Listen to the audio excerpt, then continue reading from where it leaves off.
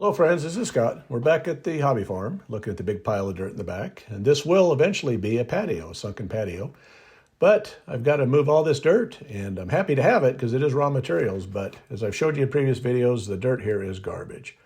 So I'm going to show you a close-up of that today. But I've been collecting cardboard as much as I can when I can find some.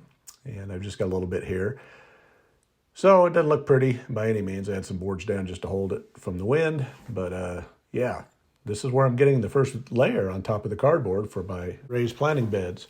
So I've got to chip this material down. I started at the top and was able to dig from the top down, but I've pretty much got it leveled out to where I need it to be. But now I got to dig into this and just make my way toward the street there. So yeah, so I'll take the old pickaxe and I'm just got to loosen this material up, and I just wanted to kind of give you a close-up of how bad this stuff really is. Now, there's some good soil in here, don't get me wrong. After I get done screening, you're going to see what I've found here and how many loads. I think I did 13 to 15 loads of dirt in these wheelbarrows today, but it takes time. But I've got to loosen all this material up, and it would be nice if we would have had a little moisture lately, but nope, didn't have any. So yeah, this is just bone dry.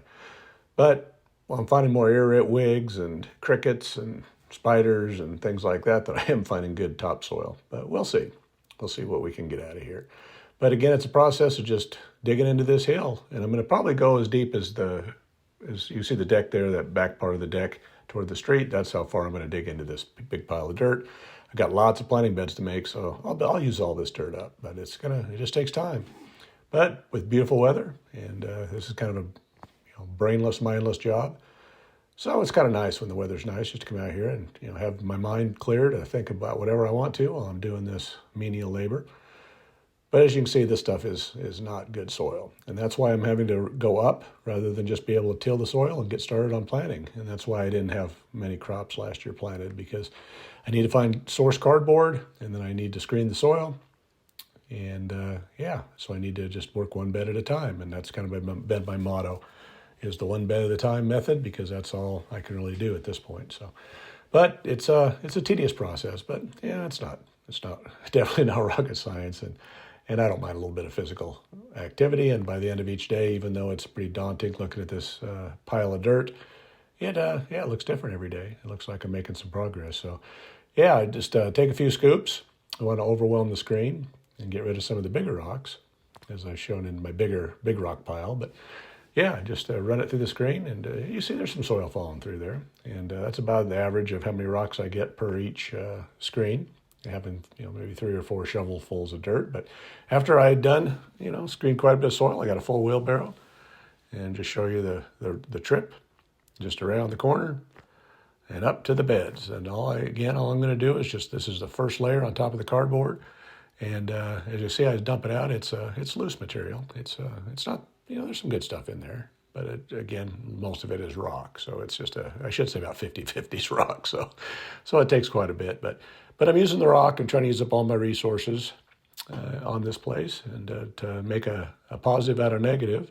And I need to raise up this side of the yard up a little bit, because it's kind of really goes down low.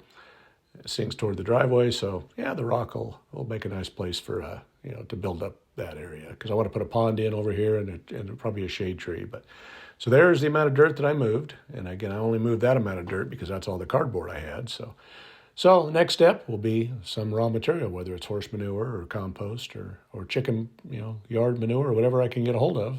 I'll be bringing that down. But so here's a look at the damage. I was chipping away at this part over here, but then I got kind of tired, so I decided to dig for the easier dirt, and there was some loose dirt along all the way on this edge.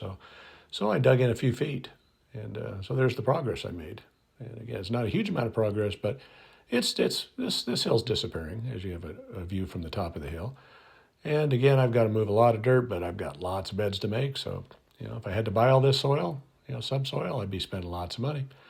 So yeah, it'd be easier just to bring in truckloads of soil and do it that way. But I kind of want this property I want to know every inch of this property, and every scoopful of dirt will be, from me. So I'm excited about that. And here's the pile of wood. I did get some wood chopped. Still a lot more to do. But I've got, that's about a cord of wood right there, a little bit more. So, and I've got a lot more to chop. And you did pick up and do a little cleanup of the bark that was falling off the rounds that I was chopping up. I decided to stick it on the fence by the raspberries so that it'll help smother weeds also.